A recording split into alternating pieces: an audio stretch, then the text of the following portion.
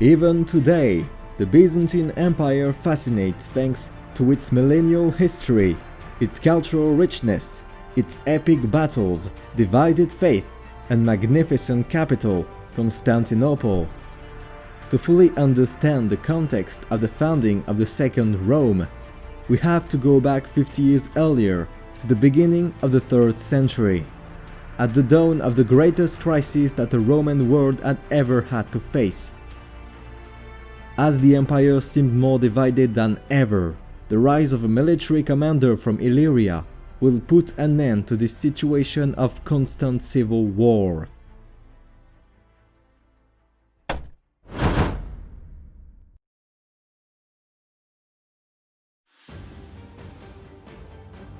In 222, Alexander Severus took the place of his cousin and became Roman Emperor. His reign started well. He had many qualities which made him popular. However, he faced serious problems following the rise in power of the Sassanid dynasty in Persia. This dynasty proclaimed itself heir to the Achaemenids and wished to restore the ancient empire of Cyrus. A war was then started following an invasion of the Sassanid Shah in 231. Rome managed to keep control of the Mesopotamian provinces despite many difficulties. Alexander met his end in 235 as he was assassinated while the empire was invaded on the Rhine.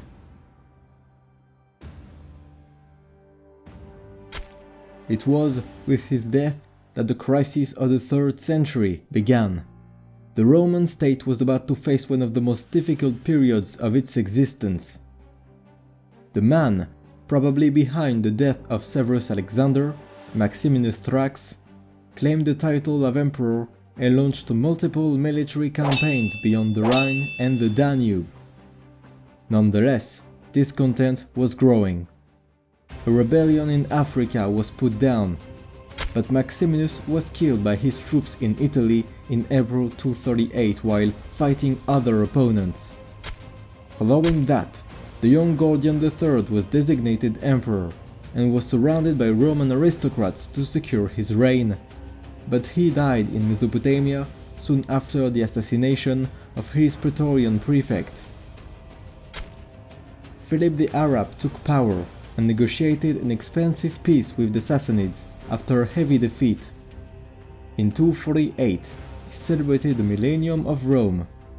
However, this impression of imperial power was misleading, because in reality, the empire was weakening.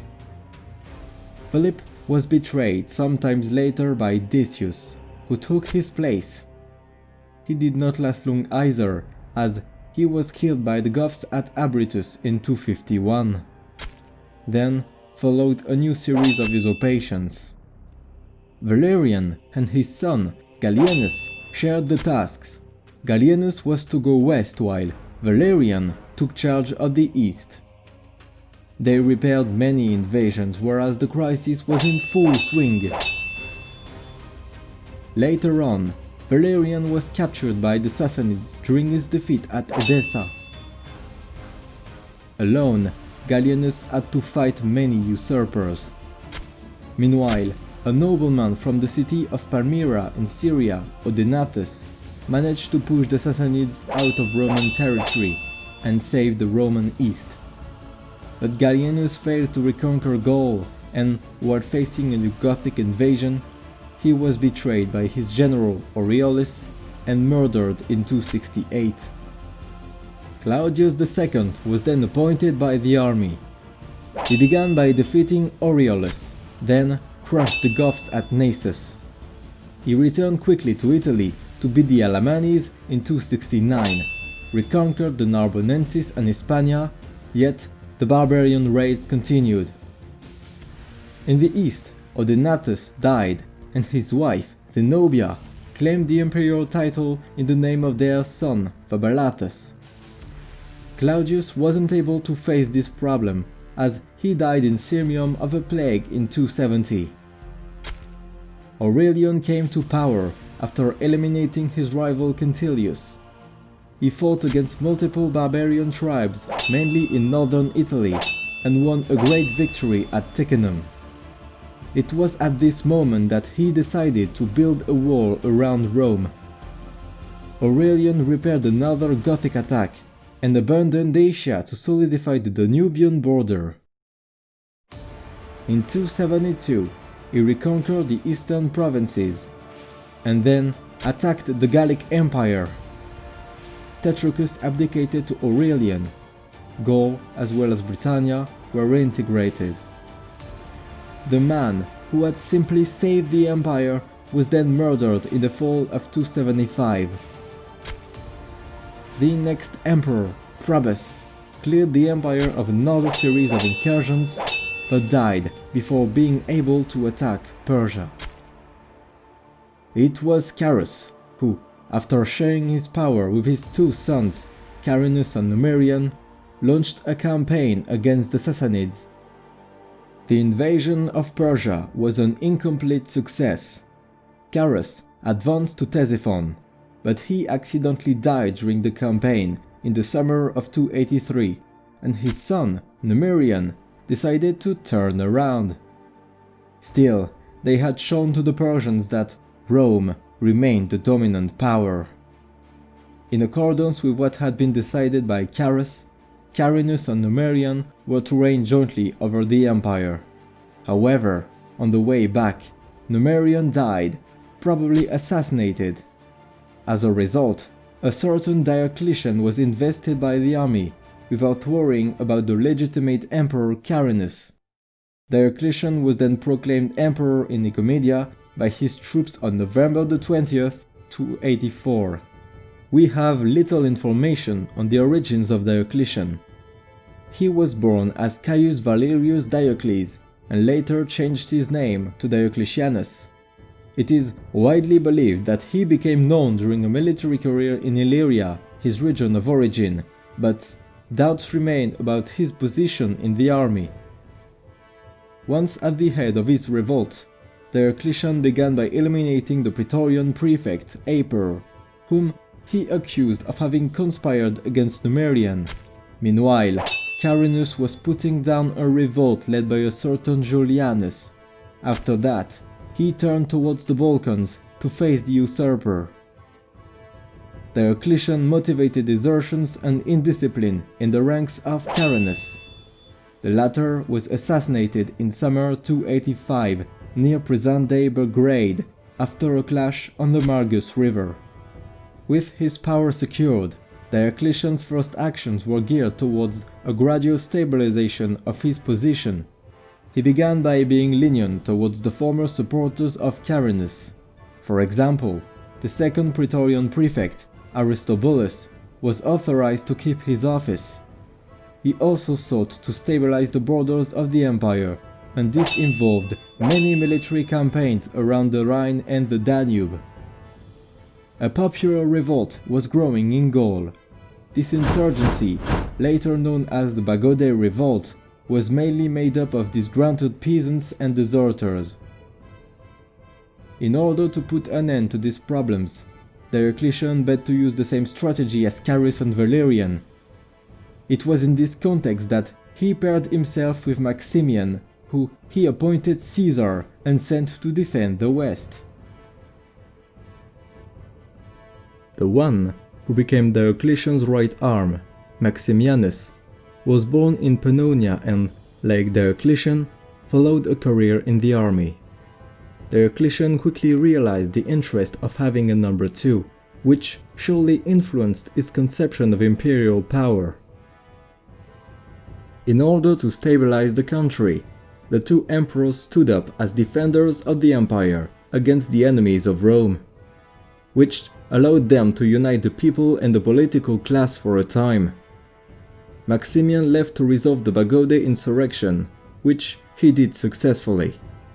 Before finishing his campaign, he gave a command in Armorica to one of his generals, Carausius. With Maximian based in Trier and Diocletian in Nicomedia, Rome was no longer the real political capital. Still, this was not a territorial division. the Roman state remained one entity in accordance with the principle of universality of the empire. The two emperors shared a geographical area on which they operated directly. Diocletian took a step further in 286 when he promoted his Caesar to the rank of Augustus. The latter was, therefore, theoretically the equal of Diocletian, which had the effect of forming a diarchy within the empire, with Diocletian retaining the preeminence. It has been only 2 years since Diocletian's rise to power, and many internal oppositions were growing. This was especially the case with the admiral of the Gauls, Carausius, who rebelled and took the title of Augustus in his turn. Carausius, however, did not really seek to extend his influence beyond the territory he controlled, and camped on his positions with his powerful navy. In the east, a peace was signed in 287 with Shavaram II. The treaty established a pro-Roman king on the throne of Armenia, Tiridates III. In 289, Diocletian repaired the Sarmatians and took the title of Sarmaticus Maximus, while his friend, Maximian, fought on the Rhine against the Germanic tribes, as he was preparing for reconquest of Britannia. Carausius took the advantage. He regained control in northern Gaul in 291 and started producing coins representing him alongside the imperial duo. Maximian and Diocletian were not going to accept that. There was no possible reconciliation, and the war continued. The internal turmoil that plagued the empire didn't prevent Diocletian to begin political reflections on the form that his imperial regime was going to take. It is likely that he was influenced by Aurelian, who had made religious faith a pillar of his regime.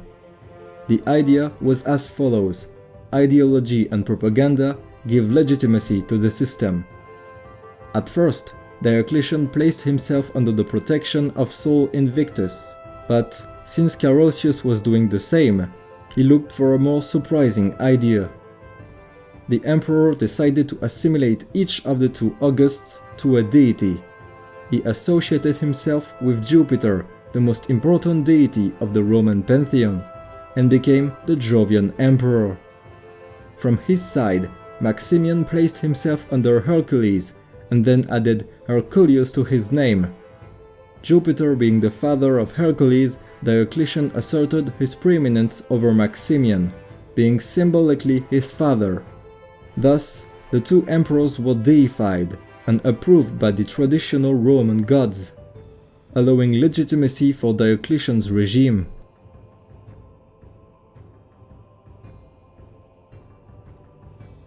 The early years of Diocletian's reign proved that he was an effective leader in times of crisis. He has shown himself capable of stabilizing an empire plagued by civil wars for 50 years. The new emperor wanted to capitalize on his successes to prevent a similar situation from developing in the future. The many reforms he launched in this direction during the second half of his reign will pass it to posterity. This is what we will cover in the next episode, dedicated to the establishment of what will be retained as the Tetrarchy.